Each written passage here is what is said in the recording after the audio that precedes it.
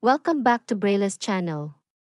Sa pagsisimula pong muli ng linggong ito, ay may mga bagong payout schedule na naglabas ngayong araw with regards sa kanilang first semester social pension worth 6,000 pesos. Saang lugar kaya ang mga bagong naglabas ng schedule? Yan po ang ating alamin. But before po tayo mag-start sa ating topic, kung bago ka pa lang sa aking channel, please do kindly subscribe, like, and share na din po sa ating mga kaanak, kaibigan o kapwa natin pensioners para mas marami pa po tayong matulungan upang maipahatid ang magandang balita. With no further ado, let's begin na po sa ating topic. The 6,000 pesos social pension latest payout updates as of July 15 year 2024. Mga bagong schedule, saan kaya ang mga ito? Alamin. Narito na po ang bagong schedule ng social pension payout as of July 10. Simulan na po natin sa probinsya ng Barangay Malunang, Zaraga, Iloilo. Ang inyong social pension payout ay gaganapin on July 26 at the Barangay Malunang Covered Court na mag-start ng alas 7 ng umaga. Ang sumunod naman ay sa probinsya ng Barangay 41, Bacolod City. Gaganapin po ang inyong payout sa July 25 sa Barangay 38 Gym. Ang next schedule po ay sa Barangay Balingaing, Tugbok, Davao City. Ang inyong social pension payout ay magaganap na sa July 23 na mag-start from 9 ng umaga hanggang alas 3 ng hapon. Ang sumunod na schedule po natin ay sa probinsya ng Barangay Amasyon, Kidapawan City.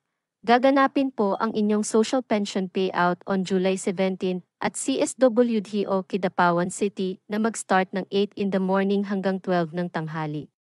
Ang next schedule na naglabas po ngayon ay sa probinsya ng Baloay, Lanao del Norte. Magaganap na po ang inyong payout this July 16. Ang mga barangay na mababanggit ay dapat na magpunta sa inyong municipal compound. Ito po ay ang Barangay Abaga, Barangay Adapun Ali, Barangay Landa, Barangay Buenavista, Barangay Bangko, Barangay Batolakungan, Barangay Kadayonan, Barangay Lumbak, Barangay Angandog at ang Barangay Poblasyon. Ang Barangay Maria Cristina naman ay dapat na magpunta sa Maria Cristina Elementary School. On the next day, July 17, ang mga barangay na mababanggit ay dapat na magpunta sa inyong municipal compound para sa inyong payout. Ito ay ang Barangay Angayen, Barangay Mama Anom, Barangay Matampay, Barangay Nangka, Barangay Sangkad at ang Barangay Sandor. Barangay Sigayan, Barangay Sarip Alawi, Barangay Poblacion East at ang Barangay Pakalundo. Ang sumunod po na schedule po natin ay sa probinsya ng Barangay Tamugan, Davao City. Ang inyong social pension payout ay magaganap na po this July 22 at the Barangay Tamugan Gym na mag-start ng alas 9 ng umaga onwards. Ang next schedule na naglabas ngayong araw ay ang probinsya ng Funapiaga po, Lanao del Norte. Gaganapin ang inyong payout this July 16 at the Municipal Gym Pind.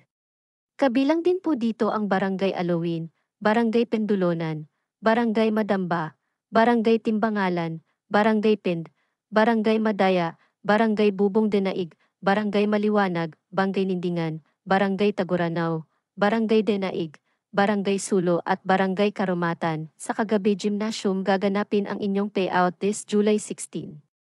At ang Barangay Kadayonan, Barangay Nunang, Barangay Poblasyon, Barangay Daramba, Barangay Kabasaran, Barangay Piangmangan, Barangay Pantaon, Barangay Kablangan, Barangay Tanglaw, Barangay Lumbatan, Barangay Pantauraya, Barangay Nunungan at ang Barangay Lupitan. Ang inyong payout ay gaganapin po sa Kapipita Municipal Gymnasium.